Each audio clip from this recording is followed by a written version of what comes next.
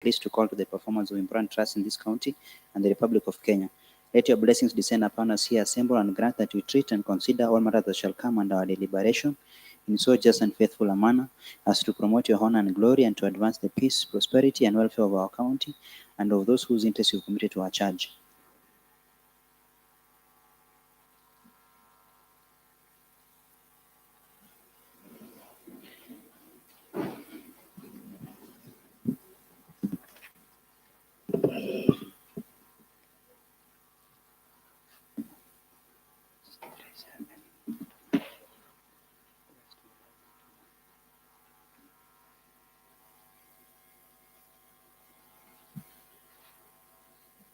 Let's ring the bell for quorum.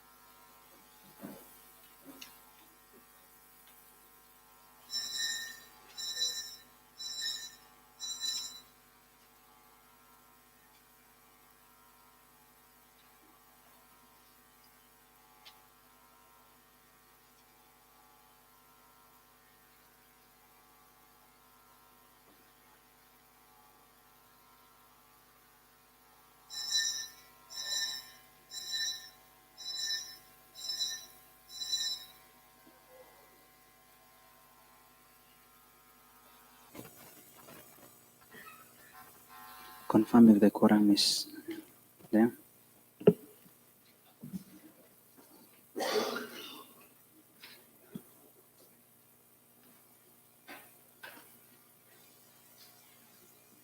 There is quorum.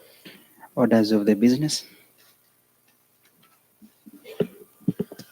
Order number 1, administration of oath. Next order. Order number 2, communication from the chair. Honorable members, I wish to communicate the formal invite from the county executive for the swearing in of the CECs, members of the county public service board, including the chair, as well as the county secretary, tomorrow at 9 a.m. within the headquarters. So we are supposed to attend as assembly. So I hope the majority leader will be able to get on board all the members for us to attend. Next, Honorable Mengech.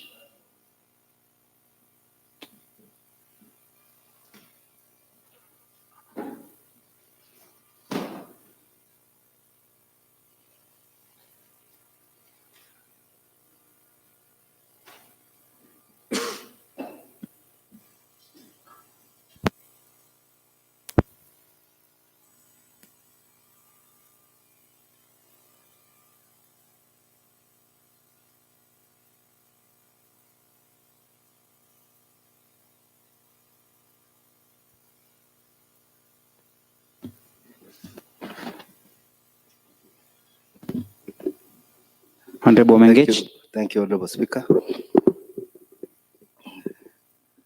now that the County Assembly has received invitation for the swearing in, and honor goes both ways. We receive titles, Honorable Speaker, in relation to the swearing in tomorrow.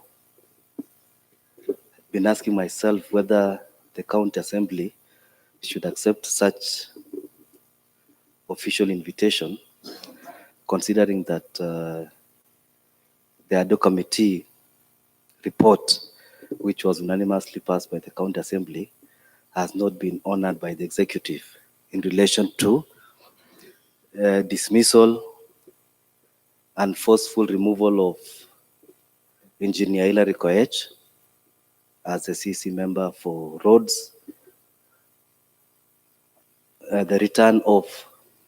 the immediate return of the chief officer for roads, and also the return of the CEO for education. Honorable Speaker, I was embarrassed when I attended the county exhibition for our vocational training centers. And a junior staff who was prominently mentioned in our report by the witnesses was actively participating in such a function. I got embarrassed, Honorable Speaker, because the continuity of the County Assembly can only be pegged on the respect and the honor given by the executive for his decisions. So I would find it embarrassing to attend such a function in relation to the fact that the executive did not and has not honored our recommendations. Honorable Fred. Mheshimiwa, ningependa kupata habari kuhusu yale mheshimiwa ameongea. Mheshimiwa Spika, kuna yale tulipitisha bungeni na wote wamerudishwa kazi. Mheshimiwa Spika, tungependa kuuliza kama sheria ya bunge inafanya kazi ama nguvu yenye tuko nayo haifanye kazi, kwa sababu kuna wale mheshimiwa gavana aliwatoa na wote wamerudi kazi, hakuna hata moja iko nje. Mheshimiwa Spika, ya pili ningependa kupata habari pia, kwa sababu kuna wale mawaziri tuliwapiga fine. Mheshimiwa Spika, sijui kama wamelipa mpaka sasa. Mheshimiwa Spika, kwa sababu ukiangalia sasa vile tunafanya sisi hata tunaogopa kutembea. Mheshimiwa Spika, kwa sababu wananchi wanajua hatuna nguvu. Mheshimiwa Spika, na sisi tulipitisha kama wabunge ya kwamba ushahidi yenye ilitolewa, Mheshimiwa Spika, wananchi ndio walitoa, waliwaitwa wakakuja hapa wakasema vile ilikuwa, lakini ukiona mpaka sasa Mheshimiwa Spika hakuna vile ilifanyika. Alafu pia Mheshimiwa Spika, yale yote tuliona, tulitembea pale tukaona matairi imeenda, vitu mingi imeenda, na wale mawaziri walifukuzwa nyumbani hawakuhusika. Mheshimiwa Spika, kama waziri wa barabara, Mheshimiwa Spika, hata saa hii mpaka sasa anashangaa. Mheshimiwa Spika, yeye hakuwa. Mheshimiwa gavana mwenyewe aliweka CEO na akatoa yeye kwa ofisi. Hiyo vitu imepotea na amefukuzwa nyumbani. Mheshimiwa Spika, na ile sheria tulipitisha bunge hii tulisema arudi kazi, mpaka sasa Mheshimiwa gavana hajaleta ripoti ya kwamba endeni mfanye hii na hii. Unajua kulingana na sheria, kama Mheshimiwa gavana atakataa hiyo maneno, lazima kuna barua inaandikwa kwa bunge assembly waseme mrekebisha hapa ama hiyo maneno hatukubaliana nao. Mpaka sasa Mheshimiwa Spika, tunashangaa. Wewe ndio spika wetu, wewe utueleze, na wewe unaelewa hii maneno ulisomea sheria. Kama bunge imepitisha sheria kama hiyo na gavana amekataa, habari jeletwa hapa, mawaziri wameletwa wengine, sheria itaenda namna gani? Mheshimiwa Spika, na tuko na mawakili, watuambie inafanyika namna gani? Honorable members, that is an important matter that the honorable members have raised. I want to refer you back last week when I think we were in a house business meeting, and we noted that not just that, even other motions that have previously been done. And what we have done, we are now doing a review of all the motions that we've ever adopted in this floor, all of them from 2017 September. That is number one, because we want all the facts. Number two, Honorable Mengage, who I think chaired the ad hoc committee, had also raised the same. What we have done, we want to do it in writing in terms of confirm who are the people that the report had asked for, especially for the staff, as well as the individual departments, so that we need to refer back to this same house. When such a matter is raised, I wouldn't want it to be trivialized to the point of it's just talked in that form of a statement. I would want it to be submitted here in form of a clear response from my office. So what I've done, we've just already asked the liaison office to ensure that we have a complete breakdown.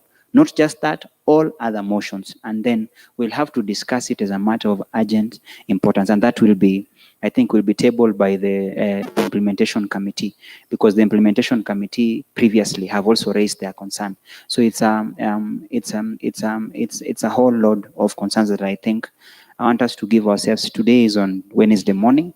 I want by Tuesday morning the same house here. All those have to be furnished before the floor of the house, and we'll consider it in an extraordinary session for it to be discussed in detail. All manner of motions. Honorable Fred. Uchulishaji, Mheshimiwa Spika, nafikiri hapo samani za kale kidogo. Kwa hiyo term tulikuwa hapo, Mheshimiwa Spika, mawaziri tuliwaita wakakataa kukuja, na tukaleta mswada hapa bungeni. Nafikiri mwenye aleta mswada ni Mheshimiwa siku hiyo wa Katumo, akaleta sheria hapa, tukapitisha bunge ya kwamba hakuna mheshimiwa waziri wote atatoka nje ya kaunti ya Nandi mpaka atipitishe yale wabunge wamesema. Na wakati tulipitisha wote walikuja, Mheshimiwa Spika, kwa sababu kulingana na sheria hawatalipwa chochote. Sisi tungeleta mswada hapa tuwafungie kaunti ya Nandi wasitoke nje mpaka siku ile watapitisha ile maneno tumesema, Mheshimiwa Spika. Kwa sababu ukiangalia, Mheshimiwa Spika, sheria inasema mtu akitwa mara 3 na asipokuja bunge hii, sheria inamkatasha sio waziri. Mheshimiwa Feta ameitwa mara 4 hata na hajawahi kanyaga. Lakini tungependa kusema hivi, Mheshimiwa Spika, tulete hiyo mswada, Mheshimiwa Spika, tuwafungie wasitoke nje, na nafikiri kiranja wetu wa mtekelezaji ndiye anasimamia yale mambo. Tuwafungie wasitoke kaunti ya Nandi mpaka sasa ile watafitisha sheria. Na nafikiri tukipitisha hiyo mswada tunatuma kule juu, hakuna mtu atatoka nje, itabidi hao wafuate sheria, Mheshimiwa Spika. Honorable members, by Tuesday, the implementation committee led by the chair will be the one leading the efforts. Honorable Gideon. Mr. Speaker, I want to also register my frustration on this matter, Mr. Speaker. Just yesterday, we were dealing with a letter, a very comprehensive letter from the Office of the Clerk addressed to the Executive, detailing all the motions passed by this House. And we are still hoping that there will be a very substantive response. Otherwise, Mr. Speaker, I will have to invite the rest of the House to come to the rescue of implementation committee, because I just saw a clip doing round by one of the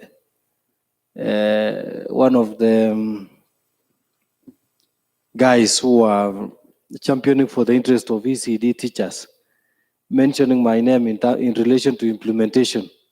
And I was wondering aloud, Mr. Speaker, I chair the implementation committee of the County Assembly, but I am not the implementing agency, Mr. Speaker. I just chair the implementation committee. I'm wondering. Point of information, Honorable Speaker.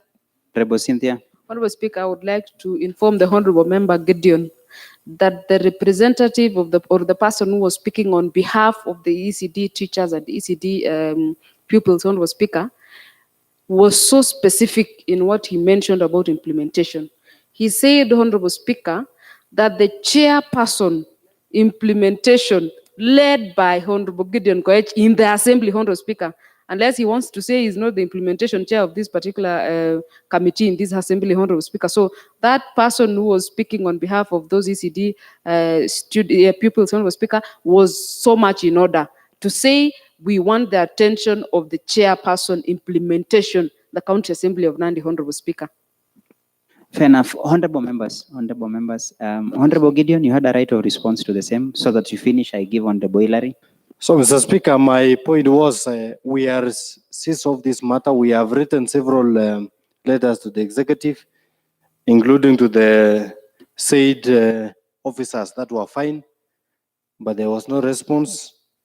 We are hoping that with the coming to place of the substantive county secretary, we would be able to make communication directly to the office so that we can get a commitment from the Executive. If we don't get a commitment, then we can take action from that point, Honorable Speaker. And I am I am not running away from my responsibility, as Honorable Cynthia would want to allude to. I was just saying that the reverence motion by the chair chair of ECD teachers was the motion brought by Honorable Robert Kirwa on matters to do with the welfare of ECD teachers. The responsibility of the implementation committee is to communicate the same and report back to this house. I think we have reported back to this house some 2 or 3 reports. So in a nutshell, we also have done our part. But I'm saying these times call for specific action from this house. And that is why we have gone to the length of making sure that we have analyzed all the motions passed in a detailed report and addressed to the executive, so that from that response, we can take action as an assembly, Honorable Speaker. The chair implementation, I want to acknowledge your efforts. And as I've just said, when we have a comprehensive breakdown of all the motions, facts speaks to themselves, and being in writing is better than just saying.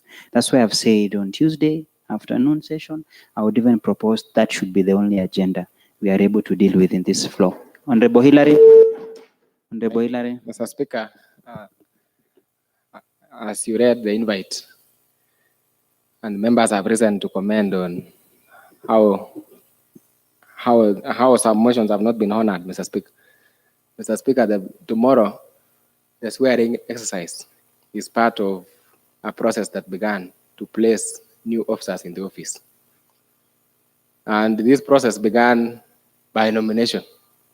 It was followed by tabling before the House and scrutiny by the appointment committee, tabling of the report, approval by the House.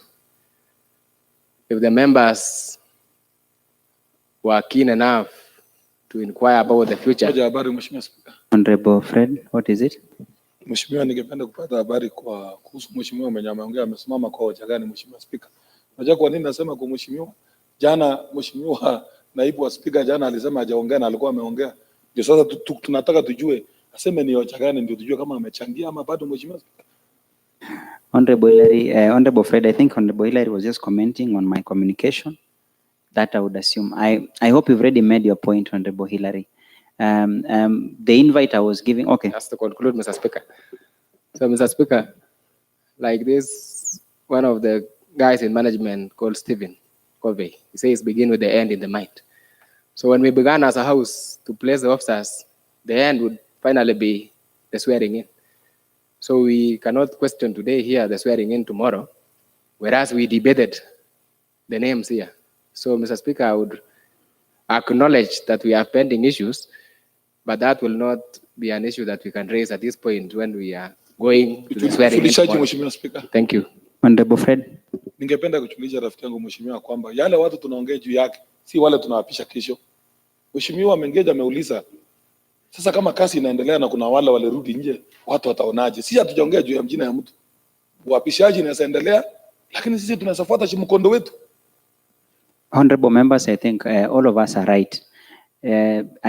It was my communication to invite the honorable members. It's only that Honorable Mengage, having chaired the ad hoc report, also had a genuine concern, and members have contributed to the same, which I think they are running parallel. We have to acknowledge that we cannot close our minds from the reality. Our core mandate is to ensure that we exercise oversight. And the issues raised, I've already given direction. The chair implementation has even confirmed to the House what steps they have taken, and we've said we are not looking at it from just one report. We are looking at it from the entire reports. The implementation committee for information has previously tabled before this House 2 reports since we came in. Those also come into consideration. But as Honorable Hillary has said, we acknowledge that indeed as a House we are the ones who approved. I chair the appointment committee. We considered and approved the nominees, and I think for tomorrow the swearing in is for the nominees that we adopted and approved in the House. And I think the invite is formal, and I've already invited. The majority leader, I'm sure, has committed to ensure that we'll mobilize members. Next order. Order number 3, messages. Next order. Order number 4, papers. Next order. Order number 5, petitions. Next order. Order number 6, notices of motion. Next order. Order number 7, statements. Honorable Mengech. Thank you, Honorable Speaker. Passion to Standing Order 45-1C. I stand to seek a statement from the Chairperson, Agriculture and Cooperative Development Committee on the following issues relating to the milk processing plant in Kabiet. Number one, Honorable Speaker, we want to know the total budget for the milk processing plant, and in the response, the cost of the structure, and then the cost of the machinery. Number two, Honorable Speaker, we want to know the company awarded tender to supply machinery and also to provide procurement documents for the same. Number three, Honorable Speaker, the Chair should also communicate to the County Assembly the strategic plan by the Department of Agriculture for management of the plant. Two, the ownership structure once the plant is complete. Thank you. I think I wish therefore to commit the same to the Chairperson, Agriculture and Cooperative. As agreed previously, we always give them 7 days within which to respond on the same. So the Chair, Agriculture and Cooperative Development, that should be Honorable Willie Maru. He's not present. The Vice Chair, Agriculture, supposed to be Honorable Justine, not present. Any member of the Agriculture Committee? The Vice Chair, okay, Honorable Walter Teno is a member of the committee, has committed also to have the same communicated immediately. Next order. Order number 8, motion. Honorable David Koech. Thank you, Mr. Speaker. I stand to move a motion on the adoption of the report of the Selection Committee on the review of committee membership. Mr. Speaker, maybe because members have the document, I'll just read through some few areas. The committee, pursuant to Standing Order number 197, is vested with a mandate to serve in the committee, save for membership of the County Assembly's Business Committee and Committee on Appointments. The committee considered the criteria as set out under Standing Order number 157, which guides the nomination of members to the committees. Changes made to the committee membership are as follows. 1, Honorable Eliud Kirongo, who doubles up as member of Nandi County Public Service Board and leader of minority, voluntarily relinquished his membership in the Committee on Trade, Investment and Industrialization. 2, Honorable Gideon Koech similarly voluntarily relinquished his membership in the Committee on Labor, Justice and Legal Affairs. 3, Honorable Charles Korir voluntarily relinquished his membership to the Committee on Members' Welfare and Facilities. 4, Honorable Rael Rotich relinquished membership in the Committee of Trade, Investment and Industrialization. And I would like to thank those honorable members, Mr. Speaker, because they voluntarily, we asked them and they accepted to relinquish those positions. And we have attached we have the letters indicating where they have signed, indicating their withdrawal of the membership of those committees. On recommendations, Mr. Speaker, the committee, in view of the membership position, is left vacant by the 4 members who voluntarily relinquished them, and also upon considering nomination of 3 members to the Car Loan and Mortgage Committee, the committee makes the following recommendations. 1, Honorable Frederick Kemboy now joins Committee on Trade, Investment and Industrialization. 2, Honorable Cornelius Some shall henceforth be a member of Committee on Trade, Investment and Industrialization. 4, Honorable Joshua Ngetich moves to the Committee on Labor, Justice and Legal Affairs. 4, Honorable Clara Chepkemei is hereby placed as the Committee on Member of Welfare and Members' Facilities. On Car Loan and Mortgage Committee, Mr. Speaker, this is a special committee that is going to deal with car loan and mortgage. I think there are some few reports they are supposed to make so that they can ensure our documentation as far as securities of our loan is concerned. Is 1, Honorable Pius Murray, 2, Honorable Margaret Nyauntu, 3, Honorable Hilary Serem. Recommendation number 3, Mr. Speaker, that the Rules and Procedures Committee to consider as a matter of urgency the introduction of 2 more select committees with a view to enabling full discharge of assembly mandate and proper placement of our honorable members. Thank you, Mr. Speaker. I kindly ask Honorable Rael Rotich to second. Honorable members, I therefore wish to propose a question on the report of the Selection Committee on review of committee membership. The same may be debated. Honorable Mengech. Honorable Speaker,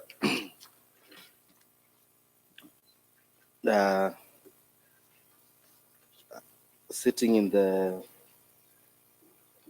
Rules and Procedure Committee, I have a query before I proceed with my discussion of these changes. We know how important car, loan and mortgage to the members and also the staff. Unfortunately, Honorable Speaker, this is an alien committee which is not recognized in our standing orders. Yeah, so it would be unprocedural and improper for us to discuss. Yes. Honorable Mengech, I think I wanted to guide you on that. Anyway, let Honorable Fred first contribute because I will guide you on the same. Honorable Fred, proceed. Ningependa kujulisha bunge ya kwamba Mheshimiwa Spika, ile kamati tunakuanga naye Mheshimiwa Spika, kulingana na sheria Mheshimiwa Spika, ni agriculture, lands, health, transport Mheshimiwa Spika. Ile imeandikwa kwa sheria kipengele Mheshimiwa Spika, tourism, education, trade, youth, justice, the following units. Mheshimiwa Spika, ndio nilikuwa nashangaa Mheshimiwa Spika, hii kamati imetoka wapi? Kwa sababu kulingana na sheria Mheshimiwa Spika, hii si ya kupitisha bungeni. Hiyo ni ofisi ya Mheshimiwa Kiranja wetu na Mheshimiwa Spika. Mheshimiwa Spika, hatuwezi jadilia kwa sababu sheria hairuhusu Mheshimiwa Spika. Honorable members, I wish to draw your attention to car loan and mortgage regulations that the same House adopted. One of the provisions of the car loan and mortgage provides that there must be a standing committee under that regulation. So that committee does not come under the standing order, but it comes under the regulations we adopted. Across every assembly, you are supposed to have a car loan and mortgage committee made up of members, honorable members. I'm just waiting. I've asked for the clerk's desk to deliver the regulations that we adopted so that we can be able to share with honorable members. Honorable Gideon. Mr. Speaker, I want to still seek clarity on this matter in relation to the fact that we all know that we passed the car loan and mortgage regulation. I want to seek your direction in as far as the approval of members to that said committee is concerned. The specific regulation that gives direction, because to the best of my knowledge, it varies from the rest of the committee. It is the same as speaker's panel. The speaker's panel, approval of speaker's panel members not necessarily comes with the different committees. It is an independent document presented to this House for the House to consider. I don't know whether it will be in order to consider this wholesomely, or it should be considered independently from the selection committee report as far as the committees are concerned. Okay, I wanted to first read before Honorable Mengech could read, whatever could raise his query. Part 3 of the same document, that is section 6, talks about the loans management committee. It provides that there is established a committee to be known as the members mortgage loans management committee, which shall consist of the following: 1, the vice chairperson of the board, who shall be the chairperson; 2, the leader of the minority party; 3, the chairperson of labor and social welfare committee of the county assembly; 4, 3 other members of the assembly appointed by the assembly on the basis of the gender and who are not chairpersons of other assemblies committee. When that came up, I directed the majority and the minority leader to constitute the same, because when it comes to membership of any committee within the assembly, where the assembly has to nominate or approve, it is the leaders of the parties, majority and the minority parties, who propose names, and the House considers the same. So, Honorable Gideon, if my facts are right, the selection committee has both the majority and the minority leader. And the majority leader is the chair of the select committee, whose mandate is basically to place members. So these 3 members can still fall under the ambit. Honorable Mengech. Appreciating Inquiry, Honorable appreciating Speaker. your ruling. on Let it. Honorable Mengech finish, then I can come to Honorable. Yes, Honorable Thank you, Mengech. Honorable Speaker. Appreciating what you have read. Yes. The policy is a subsidiary, a subordinate law in relation to the standing orders. As soon as we pass the policy, the immediate issue should have been to be forwarded to the Committee on Rules and Procedure so that they can amend the standing orders to include such a committee. So in this scenario, Honorable Speaker. Honorable Mengech, I need to stop you there. It does not need to amend the standing order because the standing order provides for standing house committees, standing permanent house committees. This one is brought by legislation, and that's why the nomination is done and considered by the House. So this is a committee that is not, as you said very well, Nandi County subsidiary legislation of 2018. What the House basically does, Speaker. let me finish on the Bongetich. The idea is the House has to consider the 3 members. The committee does not need to be placed under the standing orders because it's not a standing committee, it's a management committee. And if you look at the membership, other persons sit in that committee, not necessarily needing to be to be brought here for consideration, like the leader of the minority, chairperson, labor and social welfare. So it is something that only role of the assembly is to, 1, to consider the legislation, number 2, to consider these 3 members, because it is, in fact, it required that 3 other members of the assembly appointed by the assembly on the basis of the agenda and who are not chairpersons of other assemblies committee. But it doesn't need to be among the sectoral or non-sectoral committee. This one is basically a management committee. It is on a subjective issue. Honorable Ngetich.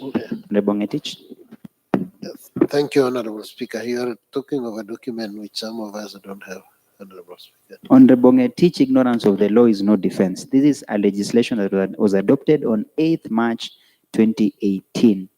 In fact, it was gazetted on 12th February 2018 as one of the legislation. I think it falls under what we call the Public Finance Management and the County Assembly Car Loan Members Scheme Fund Regulations 2018. It is notoriously available. Honorable Fred. Mheshimiwa Spika, ningependa kupata habari kuhusu, kwa sababu umesoma kipengele Mheshimiwa Spika, inasema kwamba viongozi alafu mheshimiwa ataamua wale 3. Baadaye ukasema Mheshimiwa Spika ya kwamba kiranja walio wengi na walio chache watachagua Mheshimiwa Spika. Na mpaka sasa Mheshimiwa Spika, sisi kama wale tulio wengi hatujaitwa kwa mkutano, tuuliswe kwamba nani mtaweka Mheshimiwa Spika. Ya pili Mheshimiwa Spika, sijasikia ukitaja kuhusu wala wa independent Mheshimiwa Spika. Na nimeona ila Serema hapa ndani Mheshimiwa Spika, sijui walitumia sheria gani kwa sababu yale umesoma hapa Mheshimiwa Spika. Haijataja wala wa independent Mheshimiwa Spika. Na kulingana na sheria Mheshimiwa Spika, mtu kama ni independent Mheshimiwa ni yeye mwenyewe kwa sababu alama yake ni tofauti. Hakuna siku utasema huyu anawakilisha huyu Mheshimiwa Spika. Kwa sababu sheria inasema hivyo Mheshimiwa Spika. Unajua mtu anachiwakilisha yeye mwenyewe kulingana na sheria. Kwa sababu unajua wale tuko naye hapa Mheshimiwa Spika, kama ingekuwa inawakilishwa na mwingine Mheshimiwa Spika, wangekuwa wamepata moja nomination Mheshimiwa Spika. Mpaka sasa ndio nauliza Mheshimiwa Kiranja wetu, alitumia sheria gani? Kwa sababu hii ni ya bunge. Sisi wabunge ndio tunaamua kwa sababu ni mali yetu Mheshimiwa Spika. Honorable Fred, I'll only answer one, then the majority leader will answer the other bit. Just a moment, Honorable Speaker. Inquiry, Honorable Speaker. I think Honorable Gideon will go first, then Honorable Mengech. Mr. Speaker, as a follow-up to your reading of the provision of car loan and mortgage regulation, you've clearly indicated that the membership is headed by the Vice Chair Service Board and the Chair Justice and Legal Affairs Committee is also a member. I want to seek your direction, Honorable Speaker, to these particular 3 nominees, because as the provision says, 3 other members approved by the House.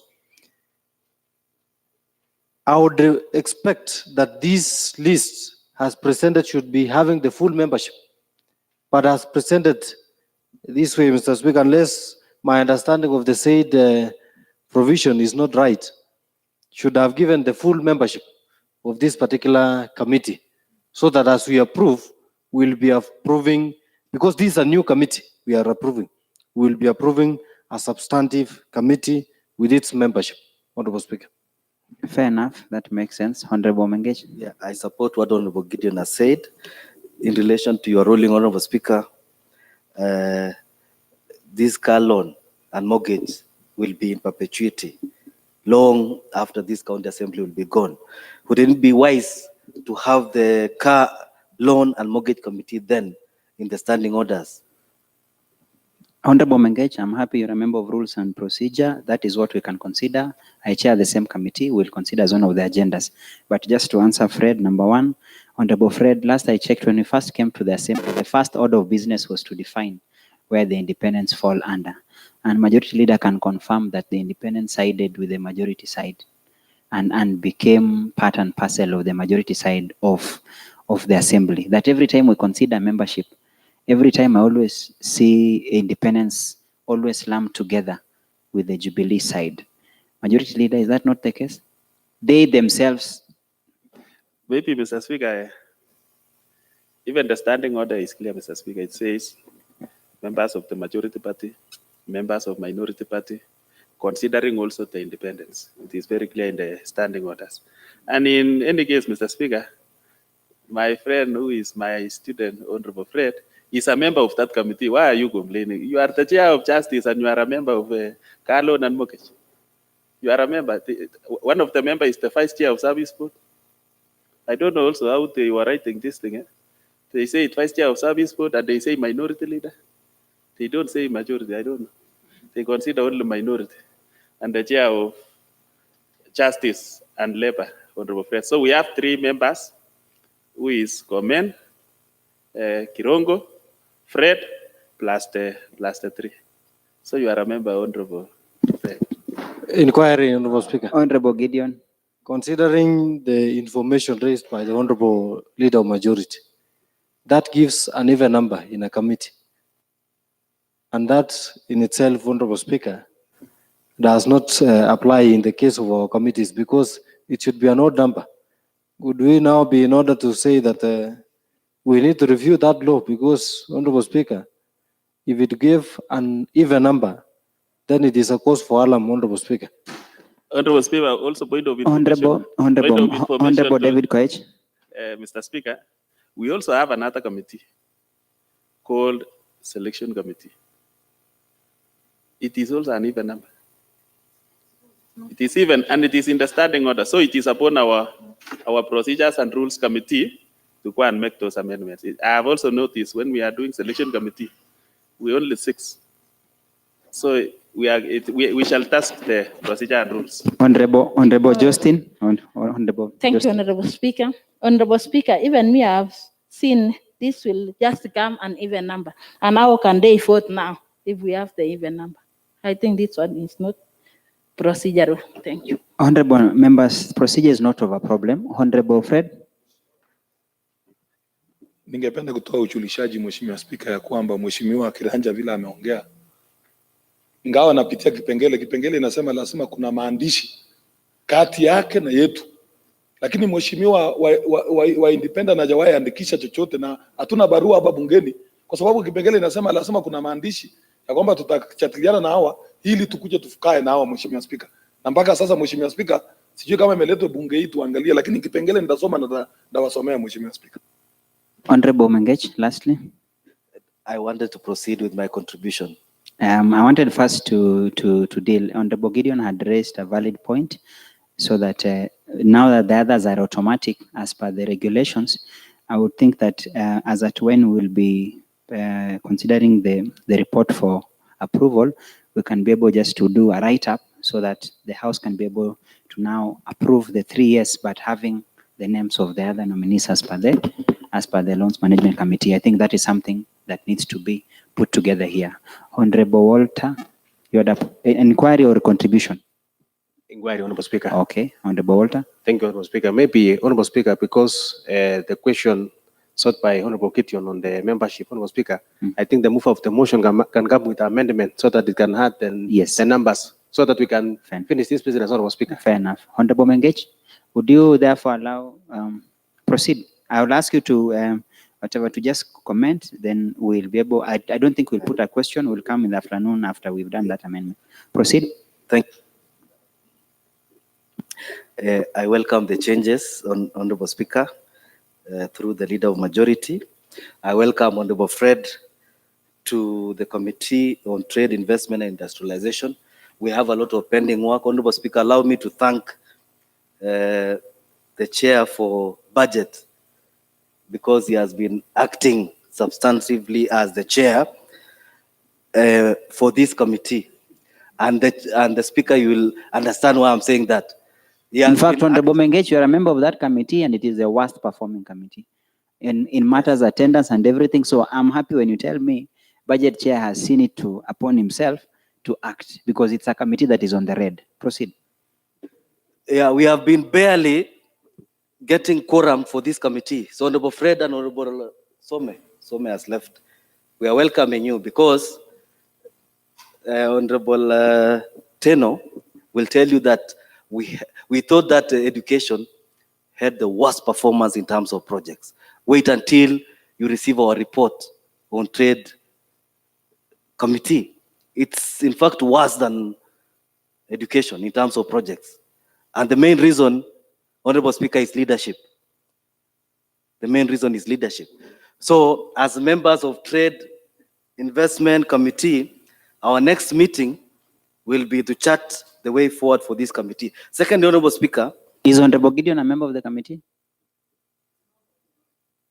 Is he a member of the Trade and Investment? No. Because I wanted to see the coincidence that now the entire front bench are members of no, the Trade. He's not. Proceed. He's not. Secondly, Honorable Speaker, in future, maybe for future assemblies and maybe future changes in committees, maybe members should be given a leeway to determine the committees they would wish to join. Because some of the members who have relinquished their positions from trade,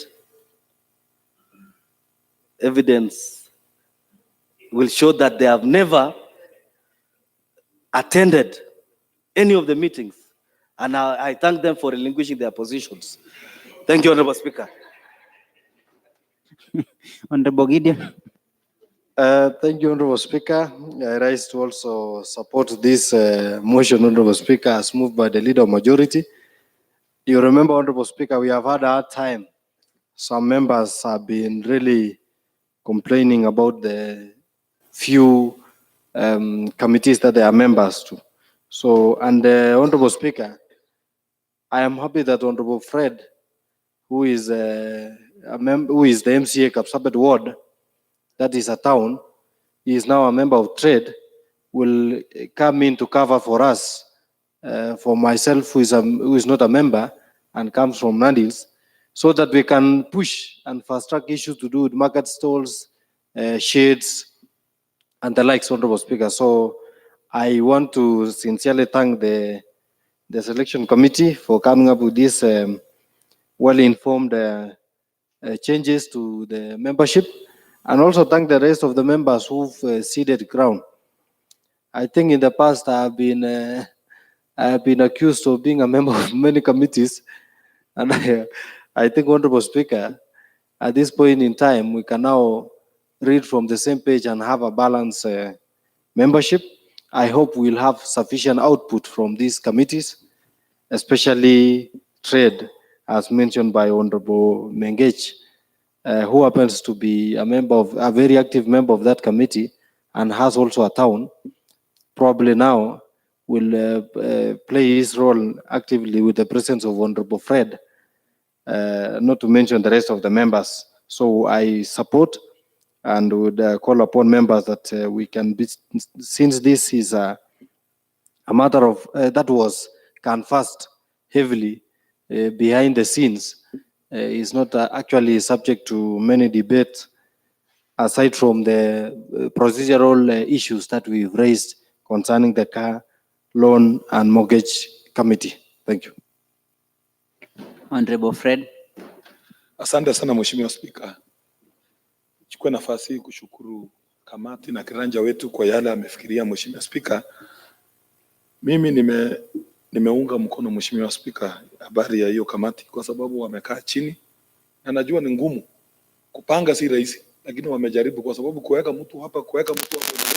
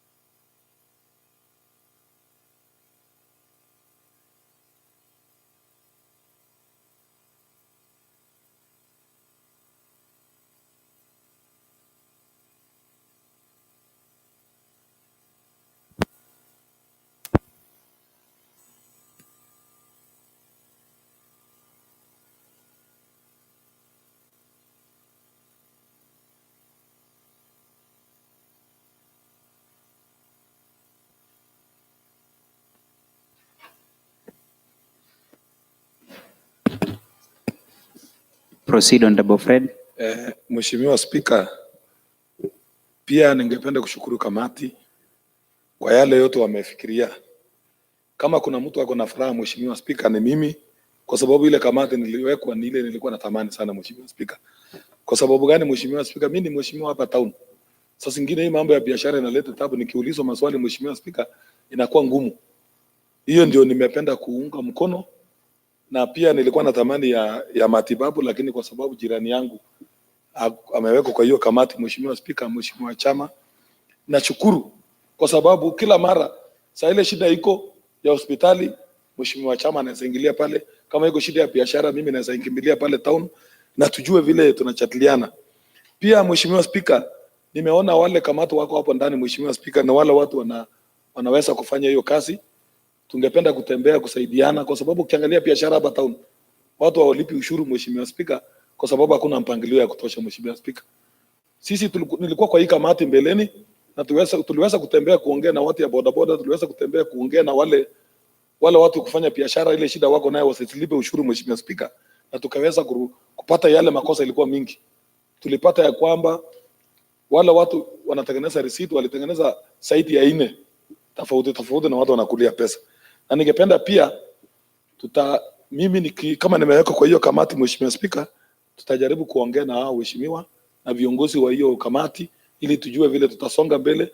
Vile mheshimiwa amesema ni kamati ya biashara ndio inasaidia sisi, kwa sababu wakati wa saa hii sisi hatuna nafasi kwa bunge hii ya kuandika watu ama kaunti, serikali ya kaunti pale ama serikali ya Kenya mzima, nafasi imekuwa chache. Pahali iko nafasi ni biashara, Mheshimiwa Spika, na hiyo ndio tungependa kuinua zaidi ili watoto wetu wapate kazi, Mheshimiwa Spika. Hata mimi nikiwa hapa niko na watoto wamemaliza shule, Mheshimiwa Spika, lakini hakuna nafasi ya kazi. Mimi nikiandika hapa assembly, mheshimiwa ameandika mtoto yake, nikipeleka kwa gavana, mheshimiwa ameandika mtoto yake, kwa sababu yetu ni siasa, Mheshimiwa Spika.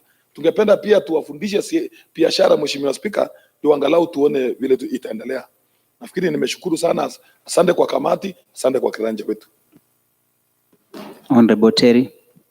Thank you, Honorable Speaker. I also rise to support the changes. I was wondering why majorly the Committee on Trade was affected, but Honorable Mengech has given us the solution that it could possibly be the worst committee as at now, but with the changes coming in, we also hope that they'll have a chance to look at the leadership of the same, so that we actually have an overhaul on the committee to bring serious changes. The other day, I was trying to bring a motion on fish market. You realize that in the evening, the entire town is smelling fish as women and traders try to sell their fish anyhow in the streets. When we have some fish kiosks market here behind, which is actually not working. I'm sure this committee, as it receives some fresh ideas, possibly will look at that and ensure that trade in this town picks up. When you look at the the park side of the town, there are many buildings, some looking horrible, some quite nice. So we want to believe that the committee, together with that of devolution, will rethink and see how best it can help in terms of trade in this town. The roads cannot be talked about behind there. But again, I really wish, like Honorable Chair of Budget has said, that before we put the question, we make a few changes. I also want the same changes, if possible, to affect the committees on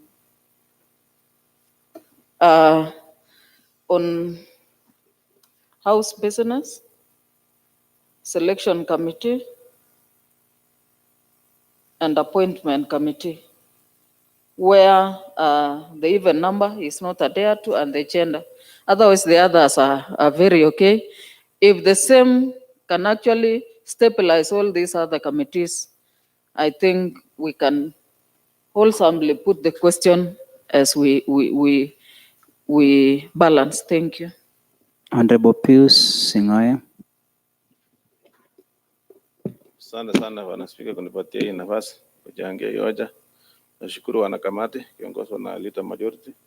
Nafikiri mbeleni kuna members ambao walikuwa na complain kusema kwamba wako na kamiti mbili, lakini sasa hivi tunaona imeenda sawa sawa.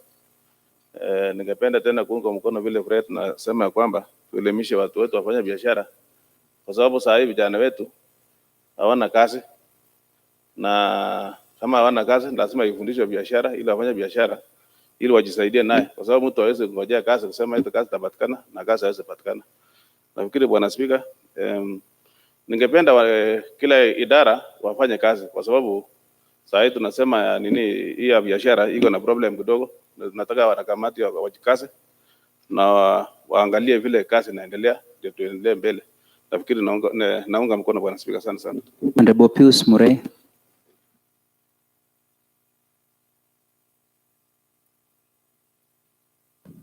Thank you, Mr. Speaker.